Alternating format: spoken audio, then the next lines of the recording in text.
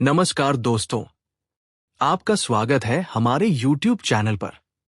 आज का हमारा टॉपिक है हर पेरेंट्स की स्पेशल नीड। लेकिन उससे पहले, अगर आपने अभी तक हमारे चैनल को सब्सक्राइब नहीं किया है, तो तुरंत सब्सक्राइब कीजिए और साथ ही बेल आइकन दबाइए, ताकि हमारी आने वाली हर नई वीडियो की जानकारी आपको सबसे पहले मिल सके। तो आइए, शुरू करते हैं आज का ये वीडियो। आज हम बात करने जा रहे हैं स्पेशल नीड्स के बारे में। स्पेशल नीड्स क्या होती हैं? हर एक बंदे की कोई ना कोई स्पेशल नीड होती है, कोई ना कोई उसकी रिक्वायरमेंट होती है जिसको वो फुलफ़िल करना चाहता है। अगर आप काम पे जा रहे हैं तो हमारी स्पेशल नीड है, हमको पेमेंट की रिक्वायरमेंट है, हमको पैसों की ज़रूरत है जो हमारी डेली यूज़ के लिए चाहिए। वैसे ही हमारी लाइफ में हर चीज़ किसी ना किसी चीज़ की स्पेशल नीड की रिक्वायरमेंट होती है। जैसे कोई बुजुर्ग बंदा है, उसको चलने के लिए उसको बैसाखी की ज़रूरत है, तो उसकी वो स्पेशल नीड है। किसी को सर्वाइकल है तो उसको कॉलर डालना पड़ेगा, वो उसकी स्पेशल नीड है, क्योंकि वो नहीं डालेगा तो उसकी प्रॉब्लम जो है वो सॉल्व नहीं होगी। वैसे ही स्कूल में जो बच्चे होते हैं, उनके जो पेरेंट्स होते हैं, उनको भी कोई ना कोई स्पेशल नीड होती है। स्पेशल नीड किस चीज़ की होती है? उनको स्पेशल नीड होती है कि जैसे बच्चे को कोई चीज़ फुलफ़िल नहीं हो पा रही, या उनका जो टारगेट है बच्चे को देख के वो फुलफ़िल नहीं कर रहे और नहीं हो पा रहा, वो स्पेशल नीड को कंप्लीट करने के लिए जो एफर्ट्स करते हैं पेरेंट्स भी, हम इसको अच्छे स्कूल में डालें, अच्छे क्वालिटी स्कूल में डालें, तो उसके बाद भी कई बार वो उनकी जो प्रॉब्लम्स होती हैं वो फुलफ़िल नहीं हो पाती। तो उसको फुलफ़िल करने के लिए वो क्या करते हैं, या तो स्कूल चेंज करते हैं, या तो फिर जाके आप हमारे स्कूल में डिस्कस करते हैं भी हमारे बच्चे की ये स्पेशल नीड है, उसको फुलफ़िल किया जाए। आज हम डिस्कस करते हैं भी अगर हमारे पास कोई स्टूडेंट है, कोई हमारे स्कूल में आ रहा है, तो उसकी पेरेंट्स की स्पेशल नीड क्या हो सकती है और कैसे हमने उसको फुलफ़िल करना है, और कैसे उसको हमने पेरेंट्स की प्रॉब्लम को स्कूल में उसको संभालना है और उसको आगे पेरेंट्स की प्रॉब्लम को सॉल्व करके उनको देना है। अब एक बच्चे की स्पेशल नीड ये हो सकती है भी, कई बार क्या होता है भी बच्चे या स्कूल में आता है, लेकिन छोटे जैसे जूनियर क्लास के, nursery, LKG, UKG, play way के बच्चे होते हैं, वो अपना टिफ़िन पूरी तरीके से खा के नहीं आते, टीचर ध्यान नहीं देती, और घर में जब बच्चा पहुंचता है तो देखते हैं भी टिफ़िन उसका पूरे का पूरा एज इट इज़, बच्चे ने रोटी खाई नहीं। तो पेरेंट्स की स्पेशल नीड ये होती है छोटी क्लासेस में भी बच्चे का जो लंच है वो उसका ऑन टाइम बच्चे को दे दिया जाए, और इसके लिए ये टीचर की रिस्पॉन्सिबिलिटी होती है भी वो चेक करे डेली के daily at the time of lunch भी बच्चे ने लंच किया है कि नहीं किया। ये नहीं है अभी हमने क्लास में 30 स्टूडेंट्स हैं या 25 स्टूडेंट्स हैं तो हमने 20 बच्चों का चेक कर लिया, 5 का रह गया। अगर 5 बच्चों का रह गया तो वो भी किसी ना किसी के बच्चे हैं, हर एक का 1 या 2 बच्चे ही होते हैं। तो फिगर आउट करना भी हर एक बच्चे ने लंच किया है कि नहीं किया, it the responsibility of the class teacher, और साथ में मेड जो उस बच्चे के लिए या उस क्लास में उस टीचर की हेल्प कर रहा है। तो रिस्पॉन्सिबिलिटी किसकी होगी इसमें? अगर बच्चा स्कूल में आ रहा है और उसका लंच बॉक्स चेक करना है भी उसने रोटी खाई कि नहीं खाई, चेक करने के लिए रिस्पॉन्सिबिलिटी 2 पर्सन पे रिस्पॉन्सिबिलिटी आएगी, एक टीचर पे आएगी और एक मेड पे आएगी। साथ में कोऑर्डिनेटर और प्रिंसिपल की भी रिस्पॉन्सिबिलिटी रहेगी। जब ये प्रॉब्लम स्पेशल नीड की उनके आगे आए तो उसको रिजॉल्व करें, उसको ये 2 हफ्तों तक अपने पास डिटेल नोट करें, और वीकली डिटेल चेक की जाए भी वो बच्चे की जो स्पेशल नीड है वो पूरी की जा रही है। उसके बाद स्पेशल नीड में दूसरा आ जाता है बच्चा का हैंड राइटिंग भी, बच्चे ने जो लिखा है कॉपी में वो साफ़ सुथरा नहीं लिख रहा और बहुत ही गंदी हैंड राइटिंग वो लिख रहा है, हैंड राइटिंग अच्छी नहीं है बच्चे की, तो प्रॉब्लम उसकी हैंड राइटिंग की है। तो हैंड राइटिंग को सॉल्व करने का जो प्रॉब्लम है उसको टीचर ने देखना भी कैसे वो उसको इम्प्रूव करेगा।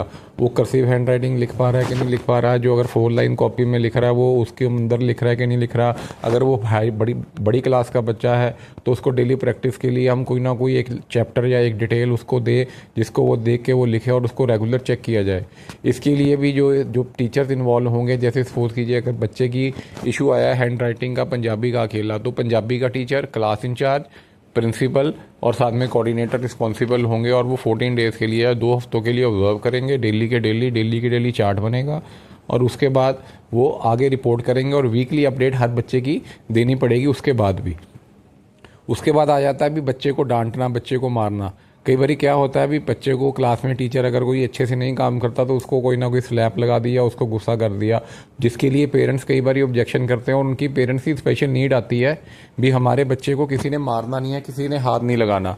तो उस चीज़ में इसमें क्लास इंचार्ज, उसके साथ जितने भी टीचर उस क्लास में आते हैं पढ़ाने के लिए, उसके बाद जो एडजस्टमेंट में टीचर आता है, बाई चांस कोई टीचर छुट्टी पे है, मेड, बस ड्राइवर, बस में जो टीचर इंचार्ज है, डीपी सर जो हमारे गेम्स के इंचार्ज होंगे, उनको सबको इन्फॉर्म किया जाएगा, उनसे रिटर्न में लिया जाएगा, बताया जाएगा भी इस बच्चे को किसी ने कुछ नहीं कहना, भी इस बच्चे के ऊपर किसी ने कोई एक्शन नहीं लेना, मारने का कोई सिस्टम नहीं इस बच्चे पे होना चाहिए, और कोई भी ऐसी चीज़ नहीं करनी चाहिए जिससे बच्चे को कोई स्ट्रेस हो या कोई प्रॉब्लम हो, ताकि उसकी प्रॉब्लम को सॉल्व किया जाए। ये भी 14 डेज़ के लिए है, 2 हफ्ते के लिए ऑब्जर्व किया जाएगा।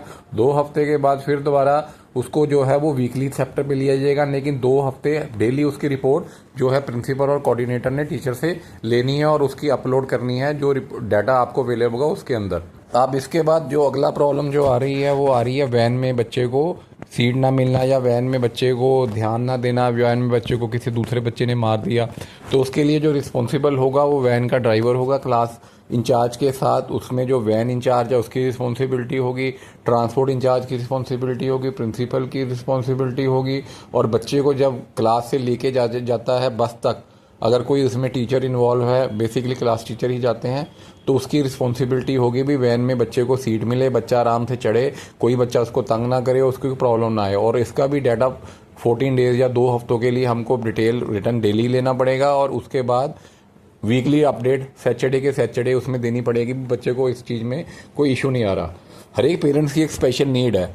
आप जैसे हम टेलीफोनिक पीटीएम करते हैं तो पेरेंट्स हमको बताते हैं भी हमको ये चीज़ की रिक्वायरमेंट है आपके स्कूल से क्वालिटी की, और क्वालिटी के साथ साथ ये चीज़ है जिसके कारण हमको लगता है हमारा बच्चा आपके स्कूल में रुक सकता है या रह सकता है, या उसकी जो प्रॉब्लम है वो सॉल्व हो सकती है। तो हम क्या करेंगे, उस चीज़ को फाइंड आउट करेंगे और उसका सोल्यूशन उसको देंगे। बेस्ट वे ये होता है भी हम उसकी क्लास में एक चार्ट लगाएंगे, हर क्लास में एक चार्ट लगेगा जिसपे ऊपर स्पेशल नीड्स लिखा होगा, बच्चे का नाम लिखा होगा और उसकी स्पेशल नीड लिखी होगी, और क्लास इंचार्ज की रिस्पॉन्सिबिलिटी होगी भी मेड से लेके जो जो पर्सन उसमें रिस्पॉन्सिबल है उसको देखे और साथ में उसका सोल्यूशन करके दे। ये हमने कुछ आपको बेसिक इन्फॉर्मेशन दी थी, जैसे स्पेशल नीड में बच्चे को नीट एंड क्लीन करके घर भेजना है, उसकी ड्रेस सही तरीके से चेकअप होनी चाहिए। कई बार बच्चा पेरेंट्स बोलते हैं अभी बुरे कंडीशन में आपने बच्चे को घर भेज दिया। दूसरा पॉइंट हमने आपको बताया था हैंड राइटिंग का। थर्ड पॉइंट हमारे पास है बच्चे को किसी ने मारना नहीं है। फोर्थ पॉइंट में वैन में बच्चे को सीट मिले और बच्चे को उसके घर से ही उठाया जाए। और भी कोई स्पेशल नीड्स पेरेंट्स की आ सकती हैं, और जैसी भी टेलीफोनिंग पीटीएम के बाद या नॉर्मल पीटीएम के बाद अगर आपको लगता है भी पेरेंट्स ने कोई स्पेशल नीड आपको बताई है, तो you have to inform the principal and the coordinator. और उसको इन्फॉर्म करने के बाद आप अपनी क्लास में चार्ट पे उसका नाम और उसकी डिटेल लोगे और 14 डेज तक ये सारा कुछ करोगे। और इस चीज़ को आप रिमाइंड में रखोगे भी जो स्पेशल नीड्स हैं वो बच्चे की फुलफ़िल करें, क्योंकि स्पेशल नीड्स अगर हम फुलफ़िल नहीं कर पाएंगे बच्चे में, तो आगे जाके बच्चा अपनी लाइफ में कामयाब नहीं हो पाएगा और हमारे स्कूल का नाम और रेपुटेशन भी ख़राब होगी।